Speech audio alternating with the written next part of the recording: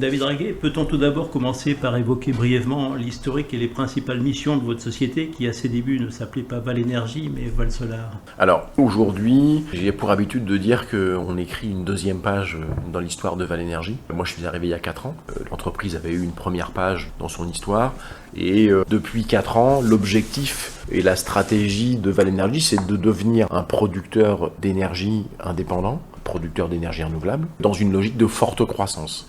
Sur 2 segments, le segment de l'autoconsommation, ça c'est quelque chose qui était déjà dans l'ADN de Val Énergie depuis longtemps. On était précurseurs sur ce segment-là. Ça c'est le premier segment stratégique et le deuxième segment, c'est ce qu'on appelle les centrales connectées réseau, où là on vient raccorder la centrale au réseau Enedis principalement et on injecte les kilowattheures dans le réseau. Alors votre société est implantée à Mougins, en bordure de Montsartou. C'est d'ailleurs là que Val Solar a réalisé sa première installation avec ce qui était à l'époque le plus grand parc d'activités vertes du département. Que représentait cette installation sur le toit de plusieurs bâtiments du parc de l'Archive? À l'époque, c'était certainement une centrale importante. Maintenant, on a des centrales qui sont bien plus grosses que celle-ci, en termes de puissance installée. Et je dirais qu'au début, quand on a raccordé ces centrales, elles représentaient des centrales en termes de puissance qui étaient assez conséquentes. Mais aujourd'hui, on vise bien plus gros. Typiquement, on parlait de centrales à l'époque qui devaient faire 100-150 kilos. Là, aujourd'hui, nous, on vient de mettre en service une centrale qui en fait 1600.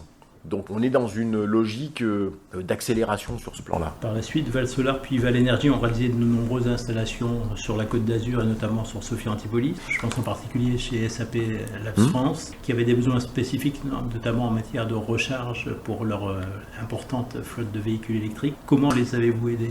SAP Labs, en fait, on a développé cette centrale à l'époque en autoconsommation. L'objectif était effectivement d'alimenter tous leurs besoins. Il y avait les bornes de recharge, mais il y avait aussi les bureaux, d'accord, clairement. Donc on s'est installé sur leur toiture. En fait, on a fait un peu comme on fait avec chacun de nos clients. On évalue d'abord en fait les besoins et le profil de consommation des clients. Avant même de regarder où est-ce qu'on va s'implanter avec la centrale, on regarde déjà comment le client consomme son électricité. Quel est son profil de consommation sur toute l'année, quelles sont ses courbes de charge. Et ensuite, on vient dimensionner une centrale pour répondre au maximum à leurs besoins en électricité. Donc on dimensionne la centrale en fonction des besoins en électricité du client. Et ensuite, on les accompagne sur tout le projet. C'est-à-dire qu'en fait, dans le cas de SAP Labs, mais c'est le cas sur la plupart de nos projets, nous on intervient de façon à prendre en charge la totalité du projet. Toutes les démarches administratives, toutes les démarches d'urbanisme, obtention des autorisations d'urbanisme, les raccordements éventuels quand il y en a. Tous ces aspects-là sont pris en charge.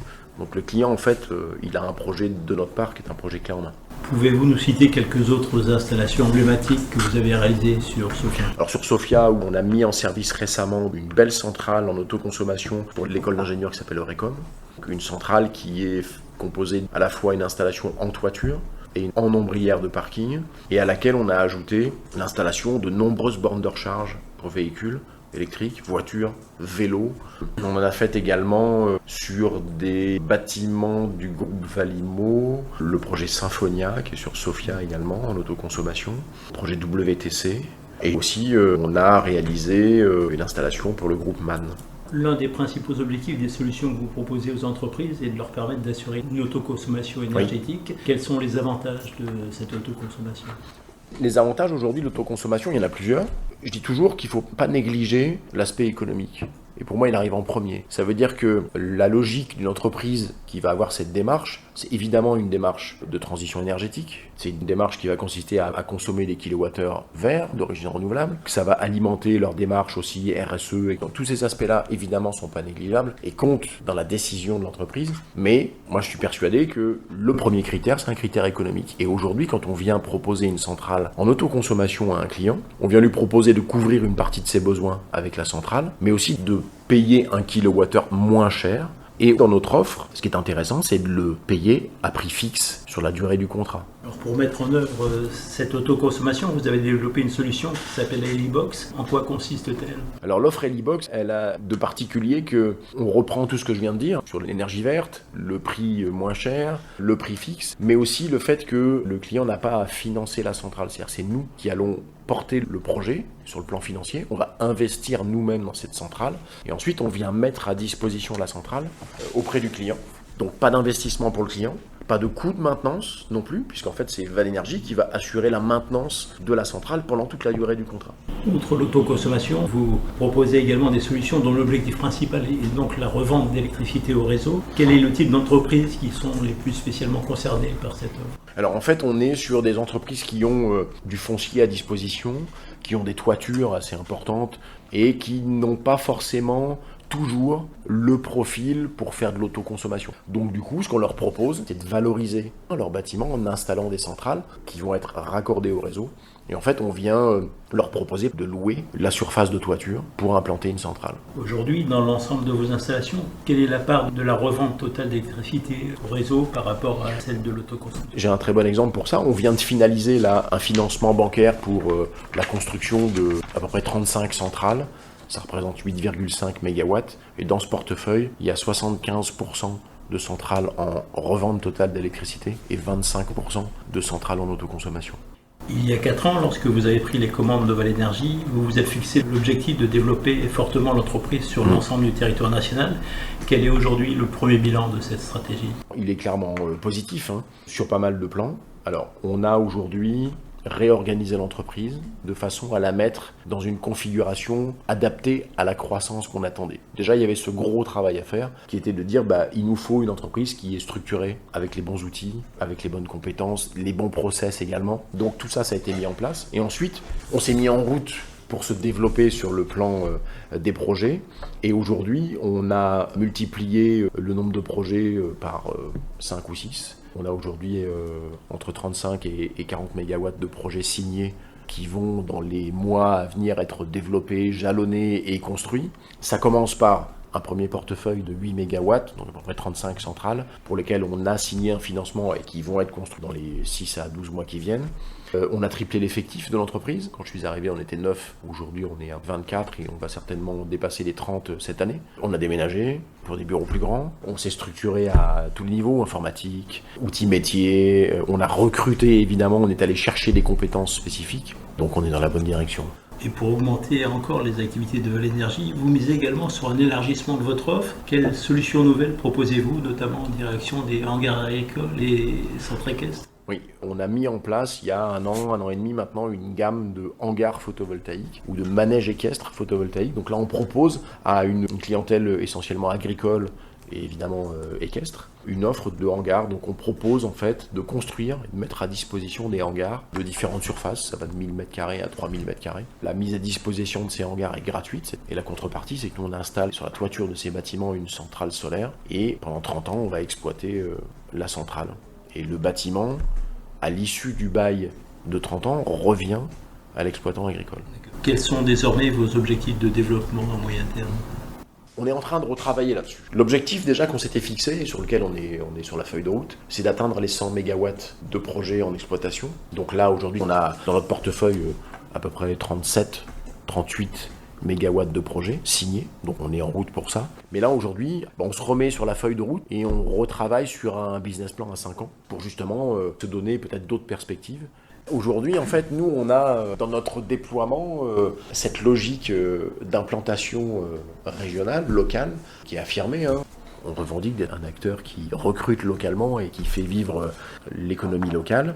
Mais c'est vrai qu'aujourd'hui, on met aussi l'accent sur un déploiement national et on s'implante de plus en plus partout en France. Les projets sont développés ici, sont suivis d'ici, mais on se développe aussi énormément sur d'autres secteurs. Et aujourd'hui, on s'est implanté sur la région Rhône-Alpes, sur la région Grand Ouest, Occitanie, Nouvelle-Aquitaine, etc., etc. Et je pense que dans les années à venir, on va aussi s'implanter peut-être sur le nord et l'est de la France. Et il y a des implantations qui vont être nouvelles. On travaille aussi en termes de projets photovoltaïques sur l'autoconsommation collective. On a fait aujourd'hui beaucoup de projets en autoconsommation individuelle.